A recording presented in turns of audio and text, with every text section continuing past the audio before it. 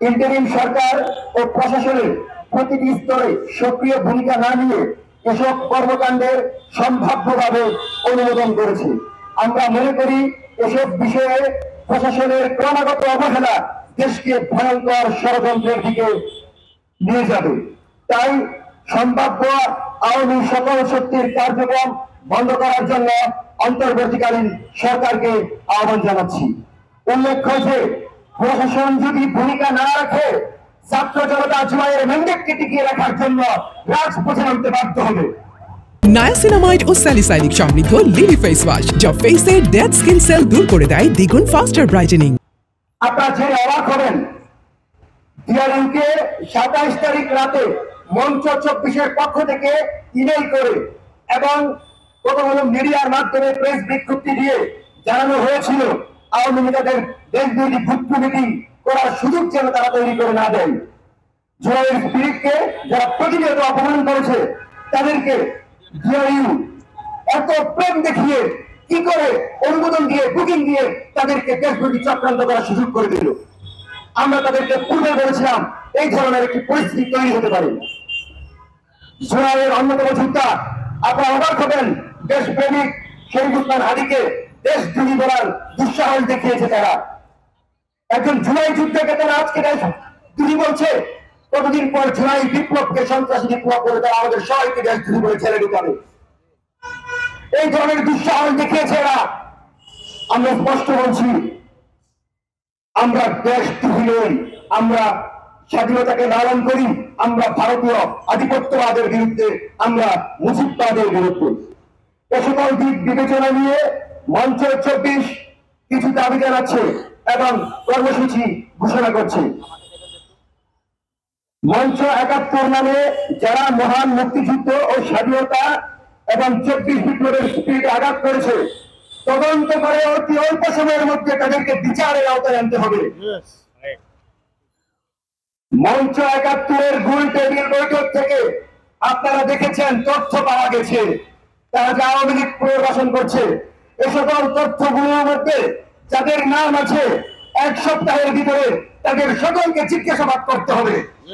এদের মধ্যে কেউ কি দিল্লির টাকা নিয়ে কোন আধিপত্যের ভাবের টাকা নিয়ে এদেশের দেশ বিরোধী চক্রান্তে জড়িত আছে কিনা আইনি প্রক্রিয়ার মধ্য দিয়ে প্রশাসনকে নিশ্চিত করতে হবে।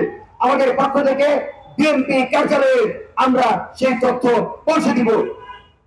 সতর্ক করার পর মঞ্চ 71 গোলটেবিল বৈঠক করে সেই বৈঠকে মুজিববাদী স্লোগান হয়, সেই বৈঠকে জয় বাংলা স্লোগান হয়। তারপরেও সেই ঘটনাকে মত বলে ডিআরইউ সভাপতি সালেহ আকম বক্তব্য দিয়েছে। এরকম দুঃসাহস তিনি কি করে দেখান, যেখানে জুলাইকে অপমাননা করা হয়, যেখানে প্রতিনিয়ত জুলাইয়ের ব্যাপারে তারা বক্তব্য দিচ্ছে, হাসিনার পক্ষে লড়াই করার জন্য দাঁড়িয়েছে, তাদের পক্ষ নিয়ে ডিআরইউ সালেহ আকম তিনি কথা বলেন। আমরা এই তীব্র নিন্দা এবং প্রতিবাদ জানাই এবং অবিলম্বে 24 ঘন্টার মধ্যে সালেহ আকমকে তার বক্তব্য প্রত্যাহার করে জাতির সামনে ক্ষমা চাওয়ার আহ্বান জানাচ্ছি।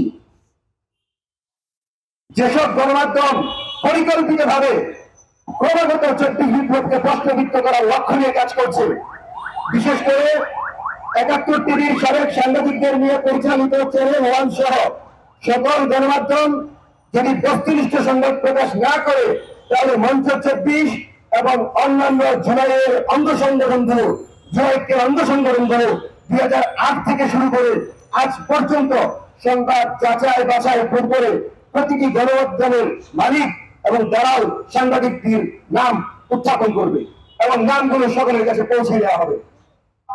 আমরা আলটিমেটাম দিচ্ছি, মঞ্চ 71-এর বিরুদ্ধে আগামী 1 সপ্তাহের মধ্যে ব্যবস্থা না নিলে স্বরাষ্ট্র মন্ত্রণালয় ও সংশ্লিষ্ট সকলের নামে আইনগত ব্যবস্থা নিতে মঞ্চ 24 আমরা আবু সাইদ, আমরা ওয়াসিম, আমরা আবু সাইদের সেই রক্তকে ধারণ করি, আবু সাইদের সেই চেতনাকে ধারণ করি, লাল জুলাইয়ের চেতনা ধারণ করি।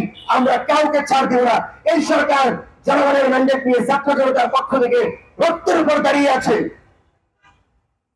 ডিআরইউর সভাপতি আগামী 24 ঘন্টা এবং যেসব সাংবাদিক ও গণমাধ্যম গণঅভ্যুত্থানের স্পিরিট বিরোধী সংবাদ প্রকাশ করেছে, তারা নিজেদের অবস্থান থেকে আগামী 7 দিনের মধ্যে যদি ক্ষমা প্রার্থনা না করে তাদের বিরুদ্ধে আইনগত ব্যবস্থা নেওয়ার হবে। প্রয়োজনে প্রধান উপদেষ্টার প্রেস উইং এবং তথ্য উপদেষ্টা সহ সংশ্লিষ্টদের আইনিভাবে জবাবদিহিতার আওতায় আনা হবে।